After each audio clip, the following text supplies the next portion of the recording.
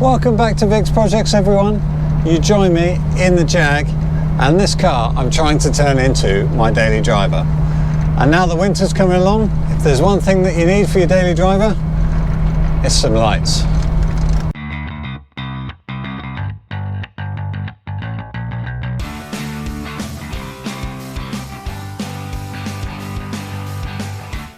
Well, that's been great. I've been getting the old girl on the road quite a bit recently. However, autumn is here, so the nights are starting to draw in here in the UK, which means classic car headlights are starting to realise just how bad they are, especially compared to modern traffic. So we're going to do a little bit of an upgrade, and I know I'm going to get all sorts of comments, good, bad, ugly, whatever, but we're going to go for some LED headlights. I've got a load of LED bulbs as well, and we're just going to go around the whole car, change them all out and see how we go. I know, LEDs. Vic, what are you thinking? Well, hear me out on this one. So LEDs, you get a lot more light. So I can see where I'm going, and also cars can see my brake lights and tail lights. And two, you get all that light, or more light, with a lot less current as well. And with our old wiring looms, I think that is a pretty good idea. Also, I'd like a little bit of headroom on the electrical circuits so that I can possibly add a few more loads. You'll have to wait until later episodes to find out what those are. Right, so I've got a few bulbs. Let's do a little test, shall we? How much less current do these bulbs take? So I've got a standard incandescent bulb here. Let's light that up, and it's pretty feeble light that I'm getting on it, and it's costing me 1.8 watts to do that. So let's try an LED equivalent, which that's even more, that's producing a lot more light, isn't it? And that is doing it with 0.14, so that's less than a tenth of the power, and we're even getting more light. Now, not all of LEDs come the same. Some of them, they actually beef them up a bit. So let's try this, even though it's the same fitting. Oh, yeah, that is pretty bright. 0.6. 0.6 of a watt. So what's that? A third of that incandescent bulb, and it produces what? 10 times the amount of light? For me, it's a no-brainer. Now to actually change our bulbs. And all of these ones at the front are actually really simple to change. We'll start with this one here, which has got these cool little tells just here. So when that lights up, it also lights up this little bit that you can see from inside the cabin. So it lets you know that you've got your lights on. I think that's pretty cool.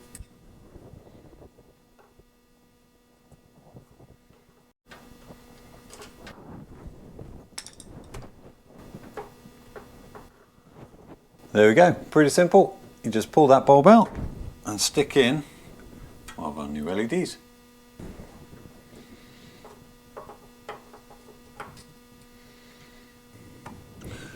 Onto the main headlights, and this one, again, really simple. You can do everything from the outside. So there's one little screw just down there, and that will allow us to remove this that beauty ring. And now we've got 1, 2, 3 screws on the outside, and that will allow us to get to the headlight.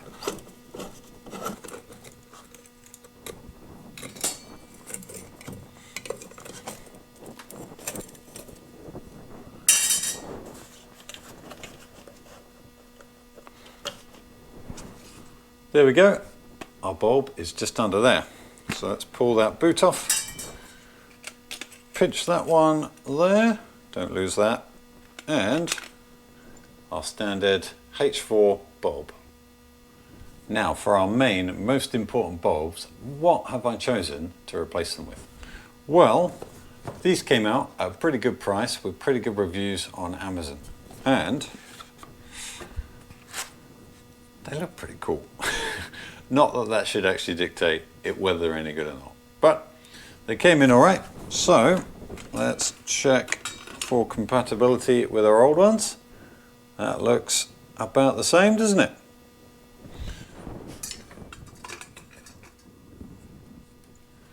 Moment of truth, does it fit in the headlight? Should do. There we go. Put our little clip on. Now, one thing I've noticed putting this back together is this boot goes on there to keep all of this moisture free, which means that surface actually seals on there. Some bulbs that I've seen out there have actually got a fan or ventilation built into the back end. So if you're looking at your Jag, make sure they don't have that, because otherwise if you block up that fan that is used to cool the LED, it isn't going to last all that long. Thankfully, ours is all good. It doesn't need it. So reverse. Assembly is the reverse of removal.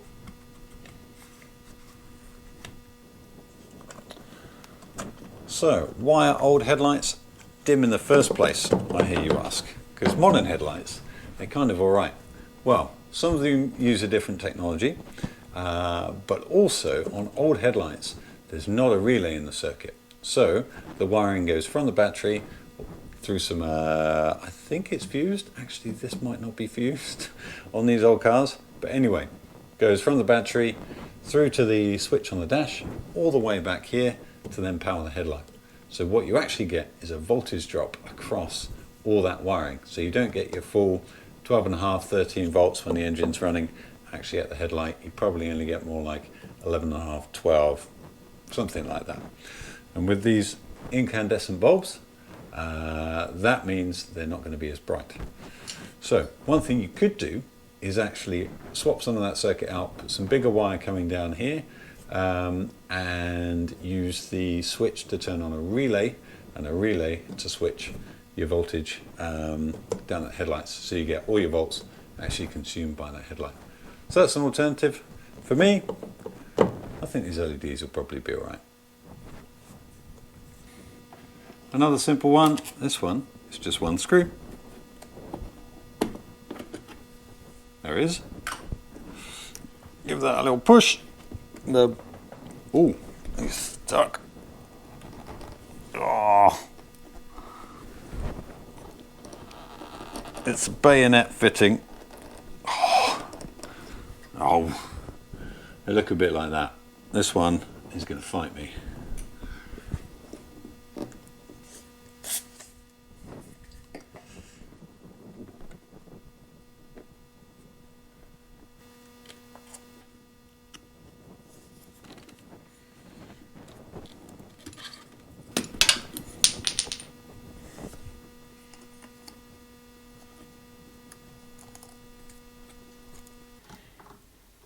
Now the last one up the front here is these fog lights.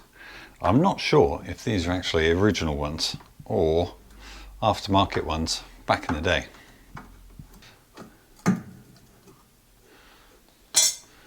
What I do know, however, is the bulbs in these ones are kind of weird. So they're really hard to get hold of, and I actually had to get them shipped over from China. Ever seen anything like that before? Oh, that one is still working, I think.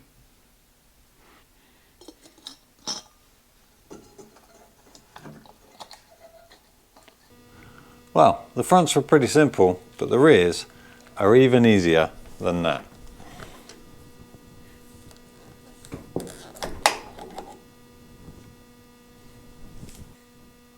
One thing to pay attention to on the rear brake and tail light is these bayonets are slightly off center. So one way round they'll go in and turn, not that way, and the other way they won't. Or neither way. You just got to keep fiddling. Ah, there we go. That's the trick.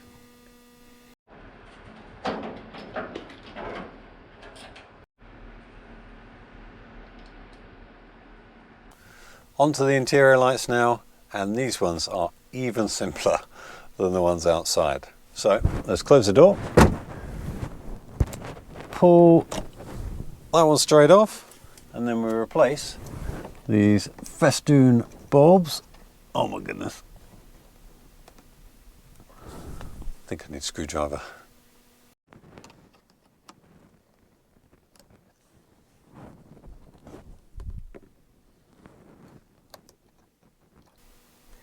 and this one just twists off.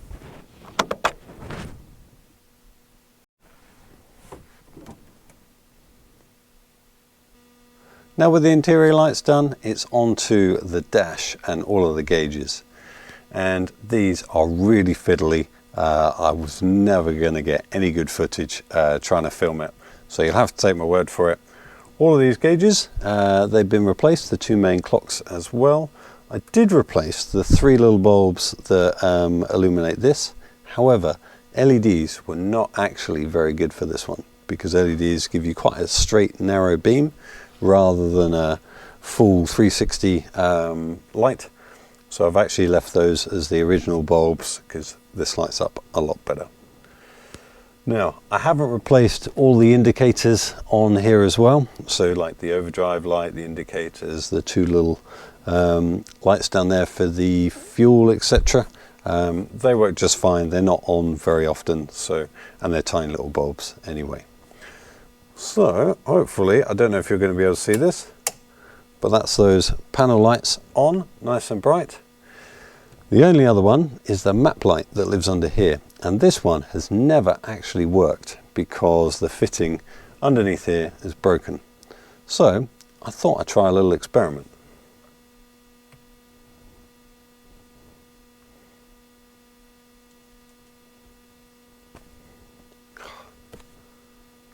So with the interior checked, let's check the exterior. So, side lights first. There we go.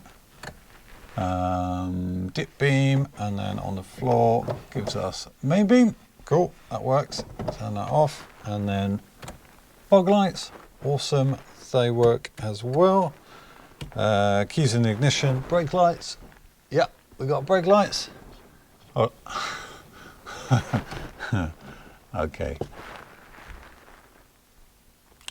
So I think those are the wrong tail lights, as when I hit the brakes, remember there are two lights in one, two LEDs in one. So I think when I hit the brakes, it's also completing the side light circuit, which is why those side lights are coming on.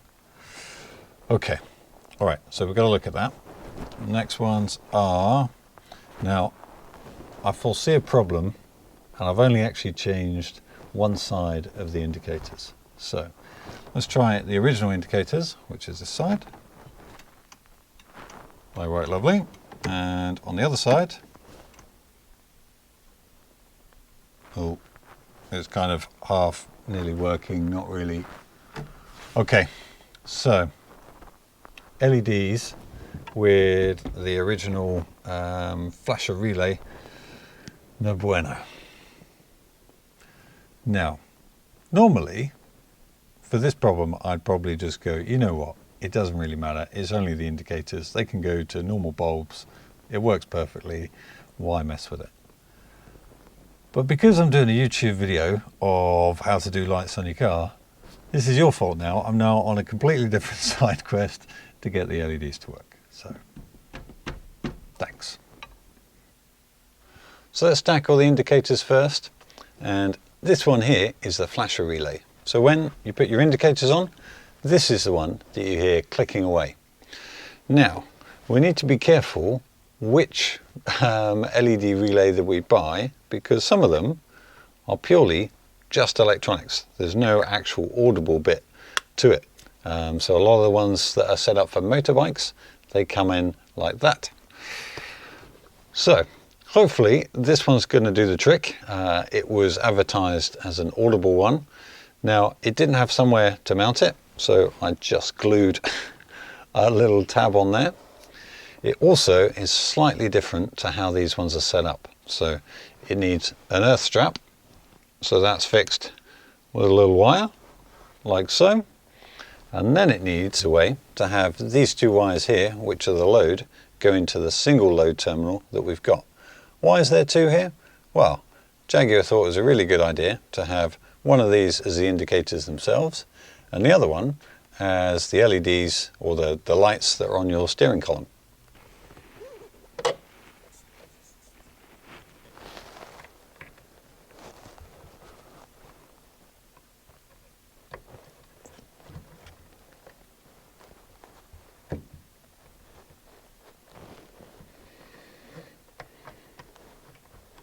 And the moment of truth. Of course it works. Both ways. Right, onto those tail lights. Now these smell terrible, like they've been burnt out. So let's try another one and hopefully that fixes it.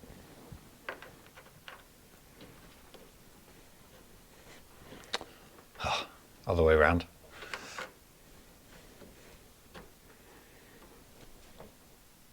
Sides on, brake, brake, side off, brake, brake, left indicator, right indicator. So, I guess there's only one thing left to do, and that is see how our new headlights go. Now I'm a private no through road, so there's not going to be any other cars. It's quite late at night, so we don't need to worry about that. Oh, that is, oh my goodness, it's almost like driving a modern car. I can actually see down the road. I haven't got to worry about anything. Oh man, this is brilliant. I should have done this ages ago.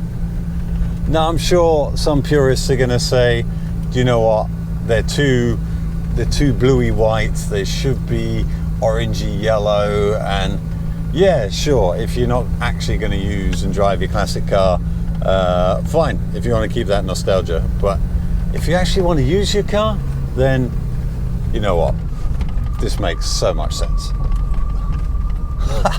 This is awesome. I've just pulled into the garage after having a run up and down that lane, and do you know what? I am so pleased with these new headlights. It was well worth the time and effort. Okay, there was no effort, so no time, pretty much no money. These things are really cheap. Yeah, for me, it's a no-brainer. I am super, super happy. So we're going to leave it there for this episode. Hopefully I've convinced you that it's worth doing. For me, certainly worth doing. And this little bonus here, quite pleased with that too. All right, cool. Big smile on my face.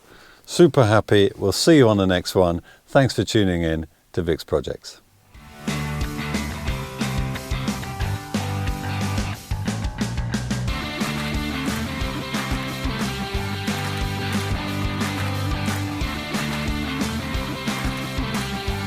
Editor's note, once you've updated your headlights, get yourself down to a test centre and get them just to adjust the beam and make sure it's all good, because you don't want to be that guy who's blinding everyone as you're driving along.